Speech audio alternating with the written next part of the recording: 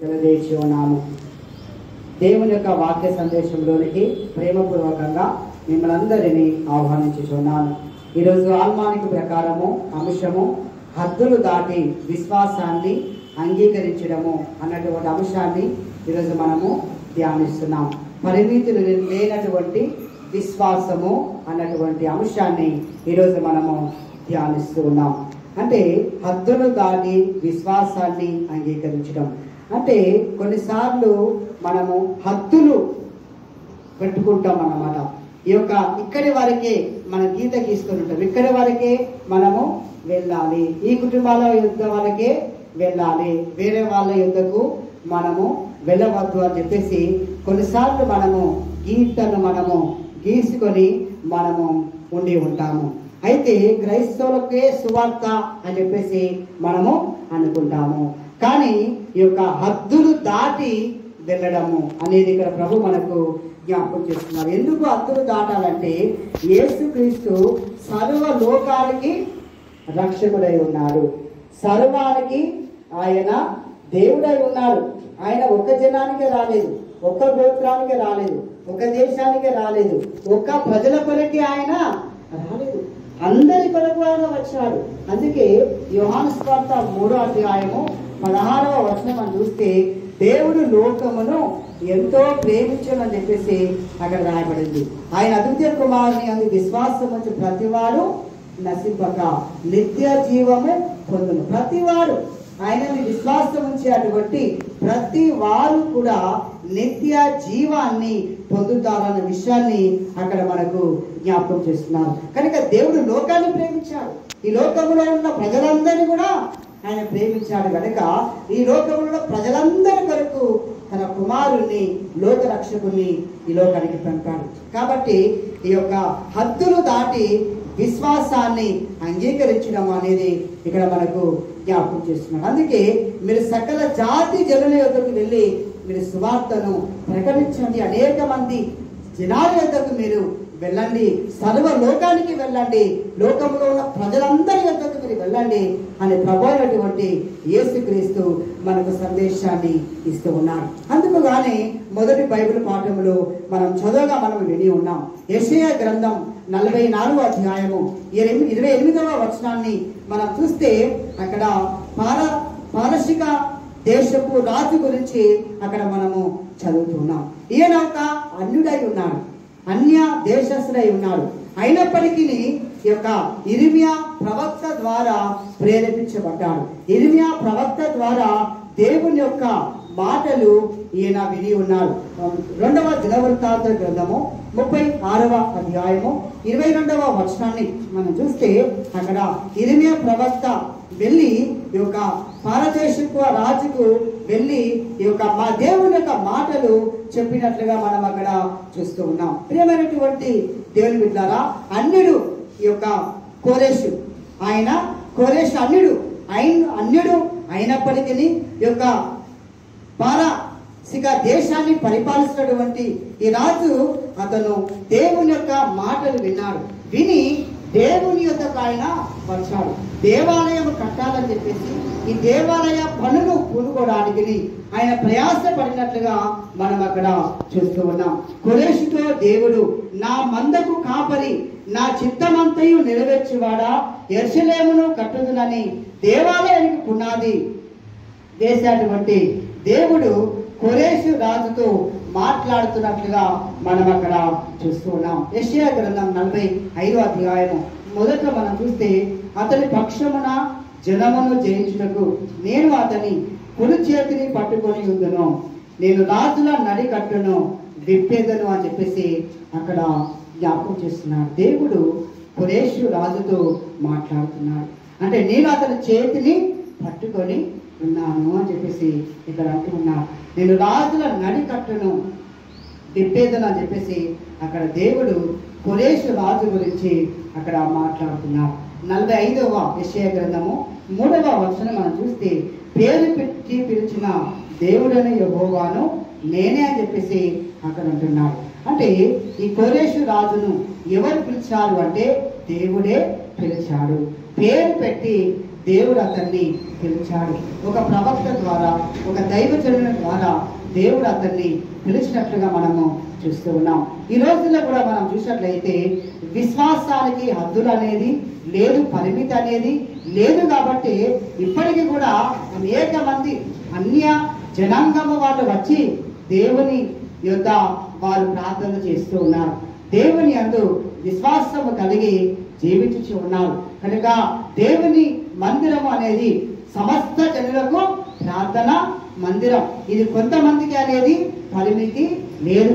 ఈ యొక్క అనేక మంది ప్రజలకి కూడా ఈ యొక్క మందిరం ప్రార్థన మందిరము అనబడును అని చెప్పేసి అక్కడ మనకు జ్ఞాపకం చేస్తున్నారు. ఇక స్వార్థ పాఠాన్ని మనము చూసినట్లయితే కనాన్ స్త్రీ గురించి అక్కడ మనకు జ్ఞాపకం చేస్తున్నారు. ఈ కనాను స్త్రీ కూడా ఒక అన్యురాలే. ఆమె యూదురాలు కాదు, యూద విశ్వాసానికి చెందినటువంటి వ్యక్తి కాదు, అన్యురాలు. ఆ యొక్క కనాను స్త్రీ యొక్క తూరు సీదోను ప్రాంతముల గుండా యేసు ప్రభువు ప్రయాణం చేస్తున్నటువంటి సమయంలో ఇక్కడికి యేసుక్రీస్తు వచ్చాడు అన్న విషయాన్ని ఈ యొక్క కనాను స్త్రీ తెలుసుకుంది. అంటే ఈ తూరు సీదోనుల ఆ యొక్క ప్రాంతాలు ఎక్కడ ఉంటాయంటే ఇజ్రాయేల్ దేశానికి ఆ యొక్క ఆనుకొని దగ్గరలో 50 కిలోమీటర్ల సరిహద్దుల్లో ఈ యొక్క తూరు సీదోనుల ప్రాంతము, అలాగే సొదొమ గొమొర్ర పట్టణ కొంచెం దగ్గరి సమీపాలలో ఈ యొక్క తూరు సీదోను ప్రాంతాలు అక్కడ ఉంటాయని చెప్పేసి అక్కడ మనకు పండితులు మనకు జ్ఞాపకము చేస్తూ ఉన్నారు. ప్రియమైనటువంటి దేవుని బిడ్డలారా, ఇక్కడ మనము చూసినట్లయితే ఈ యొక్క కననీయ స్త్రీ గురించి చక్కగా మనం అక్కడ చూస్తూ ఉన్నాం. యేసును చూడగానే ఆమెకు ప్రాణము లేచి వచ్చింది కదా. కొన్నిసార్లు మనకు ఆరోగ్యం బాగలేకపోయినా, ఒకవేళ మన ఇంట్లో ఎవరైనా ఆరోగ్యం బాగలేకపోయినా మనము ఒక వ్యక్తి గురించి చూస్తూ ఉంటాం. డాక్టరు కోసమో లేకపోతే సేవకుని కొరకు, ఎవరో ఒకరి కొరకు మనము ఎదురు చూస్తాం. లేకపోతే బంధువులు తనకు ఇష్టమైన వ్యక్తి కొరకు కదా. ఆ వ్యక్తి రాగానే మన ప్రాణము ఒకటేసారి లేచి వస్తుంది అనమాట. ఈ కనాను స్త్రీ కూడా యేసయ్యను చూడగానే ప్రాణం లేచి వచ్చింది అనమాట. ఎందుకంటే తన కుమార్తె దయ్యము పట్టి మిగుల బాధపడుతున్నది కనుక ఆ యొక్క ప్రాంతం నుండి ఒకటే వచ్చింది, అన్యురాలు. ఈ యొక్క ఆ యొక్క మనం చూసినట్లయితే ప్రియ దేవుని బిడ్డలారా, ఈ యొక్క కనాను స్త్రీ అంటుంది అనమాట. ఏమంటుంది? దావీదు కుమారుడా నన్ను కరుణింపుము, నా కుమార్తె దయ్యము పట్టి మిగుల బాధపడుచున్నదని చెప్పేసి కేకలు వేసినట్లుగా మనం అక్కడ చూస్తూ ఉన్నాం. అంటే ఈ కనానీయులు, ఈ అన్యులు ఎక్కడి నుంచి వచ్చారు అంటే నోవా కుమారుల పిల్లల నుండి యొక్క సంతానం అనేది వచ్చింది. ఆది కాండము 10వ అధ్యాయము 18వ వచనము, అలాగే ఆది కాండము 7వ అధ్యాయము 13వ వచనాలు మనం చదివితే మనకు అక్కడ అర్థమవుతుంది.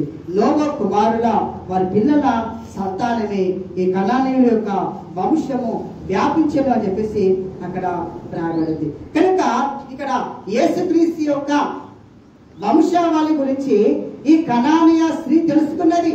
మత్తయి సువార్త 1వ అధ్యాయంలో యేసుక్రీస్తు యొక్క వంశావళి ఉంటుంది. అందులో యేసుక్రీస్తు లోక రక్షకుడు ఉదయిస్తాడు అని కనాను స్త్రీ తెలుసుకున్నది. తెలుసుకొని ఈయన దావీదు కుమారుడే, ఈయన ప్రభువే, ఈయన రక్షకుడే, నా కుమార్తెకు తప్పకుండా స్వస్థత కలగజేస్తారన్నటువంటి విశ్వాసంతో వచ్చింది. అక్కడ ఉన్నటువంటి యూదులకు ప్రభు మీద విశ్వాసం లేదు, కానీ అన్యురాలైనటువంటి కనానీయ స్త్రీకి ప్రభు అయినటువంటి యేసుక్రీస్తునందు విశ్వాసం ఉండి ఆ యొక్క ప్రభు దగ్గరికి వచ్చి అడుగుతా ఉంది. ఏమడుగుతుంది? మనం చూసినప్పుడు ప్రియమైనటువంటి దేవుని బిడ్డలారా, ఇదిగో దావీదు కుమారుడు నన్ను కనికరించుము అని చెప్పేసి అడిగి నా కుమార్తె మిగుల బాధపడుతుందని చెప్పేసి అడుగుతున్నటువంటి సమయంలో యేసు ప్రభు ఏమి కూడా మాట్లాడకుండా ఆమె విశ్వాసాన్ని రెండవదిగా పరీక్షిస్తూ ఉన్నాడు. యేసు ప్రభు ఏం చేస్తున్నాడు? విశ్వాసాన్ని పరీక్షిస్తూ ఉన్నాడు. మొదటిదిగా ఈ యొక్క కనాను స్త్రీ వచ్చి యేసయ్య దగ్గర ప్రాధేయపడి ప్రార్థన చేస్తూ ఉంది. ఇక రెండోది మనం చూస్తున్నాం, యేసయ్య ఆమె విశ్వాసాన్ని పరీక్షిస్తూ ఉన్నాడు. ఏమి మాట్లాడడము లేదు. యేసయ్య మౌనంగా ఉన్నాడు, కానీ ఆమెమో కేకలు వేస్తూ మొరపెడుతూ ఉంది. యేసయ్య మౌనంగా ఉండగా శిష్యులు వచ్చి ఏమంటున్నారు? ప్రభువా, ఈమె మన వెంబడి పడి కేకలు వేయుచున్నది, ఈమెను పంపివేయండి అని చెప్పేసి శిష్యులు వచ్చి ప్రభును అన్నప్పుడు ప్రభు ఏమంటున్నారు, ఆయన ఇజ్రాయేలు ఇంటి వారై నశించిన గొర్రెల యుద్ధకే గాని మరి ఎవరి యుద్ధకు నేను పంపబడలేదు అని చెప్పేసి అక్కడ ప్రభు అంటున్నారు. తర్వాత చూడండి ప్రేమైనటువంటి దేవుని బిడ్డలు, అందుకు ఆమె వచ్చి ఆయన మొక్కి, ప్రభువా నాకు సహాయము చేయము అని చెప్పేసి అంటుంది. చూడండి మొదటి పేతురు రాసిన పత్రిక 1వ అధ్యాయము 7లో మనం చూస్తే అక్కడ నశించి పోవు సువర్ణము అగ్ని వలన పరీక్షింపబడుతుంది. అంటే బంగారము కూడా అగ్నిలో పరీక్షకు గురి చేయబడుతుంది. ఇక్కడ ఈమెను కూడా ఒక బంగారము అగ్నిలో పరీక్ష చేసే విధముగా యేసయ్య ఈమె యొక్క విశ్వాసాన్ని పరీక్ష చేస్తూ ఉన్నారు. మన మత్తయి సువార్త 15వ అధ్యాయము 26లో మనం చూస్తే అక్కడ పిల్లల రొట్టె తీసుకొని కుక్క పిల్లలకు వేయట యుక్తము కాదని చెప్పగా, పిల్లలు అంటే ఇశ్రాయేలు ప్రజలు అని అర్థము. కనుక నేను వారిని దీవించడానికి వచ్చాను, వారి కొరకు వచ్చాను కనుక కుక్క పిల్లలకు వేయట యుక్తము కాదన్నప్పుడు ఆమె కోపం రాలేదు. అంటే ఈమెను ఏమన్నాడు యేసు ప్రభు? డబల్ మీనింగ్ మాట మాట్లాడాడు. ఈమె కుక్కతో పోల్చాడు. ఎందుకు కుక్కతో పోల్చాడు అనేది మనం చూస్తే 22వ కీర్తన 16వ వచనము. 22వ కీర్తన 16 మనం చూస్తే కుక్కలు నన్ను చుట్టుకొని ఉన్నారు అని చెప్పేసి అక్కడ రాబడింది. ఈ యొక్క మాట, ఈ ప్రవచనము నెరవేరడానికి యేసు ప్రభు ఈ మాట పలికి ఉన్నాడు. కుక్కలు నా చుట్టూ ఉన్నారు. ఈ ప్రవచనము ఇక్కడ నెరవేరుతుంది. కనని స్త్రీ యొక్క రూపంలో ప్రేమైనటువంటి దేవుని బిడ్డలారా. తర్వాత మనం చూస్తే ఈ కనాను స్త్రీ రీజనింగ్ యేసుక్రీస్తుకి బాగా నచ్చింది. ఏ మాత్రం కూడా కోపం రాలేదు. అయినను ఆమె తను తాను తగ్గించుకొని ఏమన్నది? అది నిజమే ప్రభువా. ఏమన్నది? అది నిజమే ప్రభువా అని కుక్క పిల్లలు కూడా తమ యజమానుల బల్ల మీద నుండి పడు ముక్కలు తినును కదా. యజమానుడు భోజనం చేయించుండగా ఆ కింద పడ్డటువంటి ముక్కలు ఎవరు తింటారు? బయట పడిస్తే కుక్క పిల్లలే కదా తినేది. నేను అలాంటి దాన్నే ప్రభువా, నేను అలాంటి దాన్నే కనుక నన్ను దీవించు, ఒక్కసారి నన్ను దీవించు, నా కుమార్తెను దీవించు అని చెప్పేసి ఆమె విసుక్కోకుండా పట్టుదలతో చూడండి ప్రార్థన చేస్తుంది. ఆమె ప్రార్థన చేయగా చూడండి ప్రభు ఏమన్నాడు? అమ్మా నీ విశ్వాసము గొప్పది. ఎవరైనా మనల్ని మెచ్చుకుంటే మనం పొంగిపోతాం కదా, పొంగిపోతాం. ఇక్కడ యేసయ్య ఈ కనాను స్త్రీని మెచ్చుకుంటున్నాడు. అమ్మా నీ విశ్వాసం గొప్పది.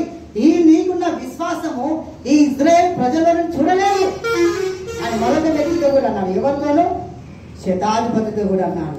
నేను ఇంటి విశ్వాసము నేను ఇజ్రాయేల్ ప్రజల్లో చూడలేదు అని చెప్పేసి శతాధిపతితో కూడా అన్నాడు.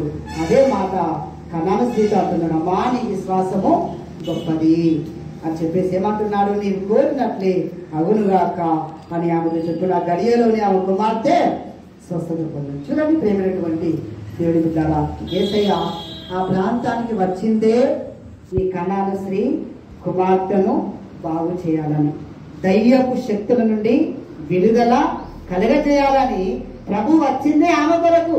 కానీ తాను అనుకోలే, నా కొరకే వచ్చింది అనుకోలే, కానీ వచ్చింది తన కొరకే. కానీ ప్రభువు ఆమెను పరీక్షించాడు అంతే, చూశాడంతే. కానీ ఆమెలో మనం చూస్తున్నాం చూడండి ప్రియమిత్రులారా, ఆ యొక్క స్థితిని ఒప్పుకున్నది. కనాను స్త్రీ తన స్థితిని తను ఒప్పుకున్నది, ప్రార్థించింది కనుక యేసుక్రీస్తు నుండి దీవెన పొందుకున్నది.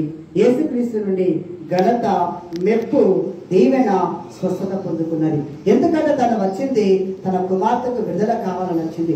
మన పిల్లలకు ఆరోగ్యం బాగలేకపోతే మన మనసు నెమ్మదిగా ఉండదు, మనకు సంతోషం ఉండదు, మనకు ఆనందము మనకు అస్సలే ఉండదు, నిద్ర కూడా మనకు పట్టదు. కనుక ఈ కనాను స్త్రీ కూడా తన కుమార్తె దయ్యము పట్టి బాధపడుతున్నారు. ఎన్ని రోజులు అవుతుందో కదా, ఎక్కడెక్కడ తిరిగి ఉన్నారు కదా.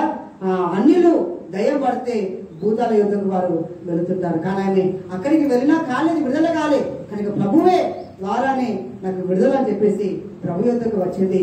ఈ దుష్ట బంధకాల నుండి విడుదల పొందుకొని తన కుమార్తెకు పూర్తి స్వస్థత పొందుకొని దీవెన పొందుకొని వెళ్ళినట్లుగా మనం అక్కడ చూస్తున్నాం. కనుక ప్రియమైనటువంటి దేవుని బిడ్డలారా, పరిమితులైనటువంటి విశ్వాసము, హద్దులు దాటినటువంటి విశ్వాసము, ఇక్కడ అన్యుడైనటువంటి ఖురేషు రాజు అన్యుడైనప్పటికీ ఆయన దేవుని నమ్ముకొని దేవుని చిత్తానుసారంగా ఆయన జీవించాడు.